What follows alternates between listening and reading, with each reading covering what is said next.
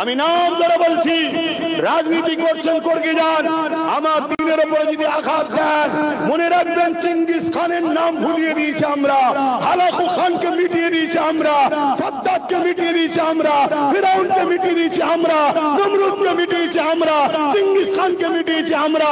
বুশেরও নাম নিশানা মিটে গেছে।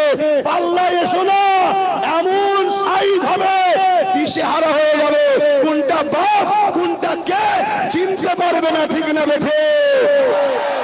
অতএব যা করছো করবে যাও। আজ নিশ্চয়ই আপনারা শুনেছেন উত্তর 24 পরগনার ওই যে ব্যারাকপুর ভাটপাড়া, কখন যে টিএমসিতে কখন বিজেপিতে বোঝা মুশকিল, কোন কারখানার প্রোডাকশন এখনো ধরা যাচ্ছে না। তবে বর্তমান বিজেপির প্রোডাকশন হয়ে আছে। সে বলছে ইসলামে নাকি রেপ করা কোনো পাপ নয়, এ কথা মেনে লিয়া যেতে পারে?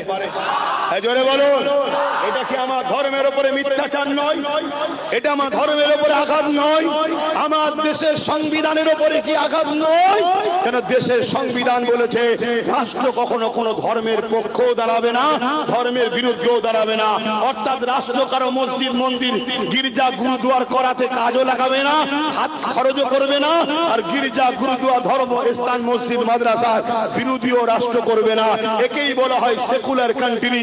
অর্থাৎ রাষ্ট্র বলছে তুমি হিন্দু তোমার মতো থাকো আমার বুকে, তুমি আদিবাসী তুমি তোমার মতো আমার বুকে থাকো, তুমি দলিত তোমার ধর্ম করো আমার বুকে থাকো, তুমি মুসলিম তোমার ধর্ম করো আমার বুকে থাকো, তুমি খ্রিস্টান তোমার ধর্ম করো আমার বুকে থাকো।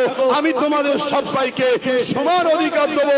তোমরা একে অপরে যে যার খুশি ধর্ম করো, দিনের শেষে তোমরা হলে ভারতীয়, মিলেমিশে থাকো, দেশের তারাক্কি করো, দেশের বেকারত্ব দূর করো।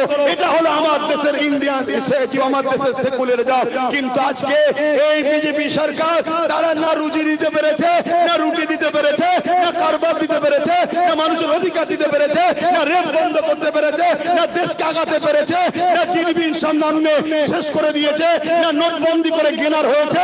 কোন দিক দিয়ে যখন পারছে না, বিশেষ করে বাংলায় সবাই যখন এদেরকে রিজেক্ট করছে, এরা তখন ইসলামের উপরে আঘাত দিয়ে ধর্ম নিয়ে দাঙ্গা লাগাতে চাইছে।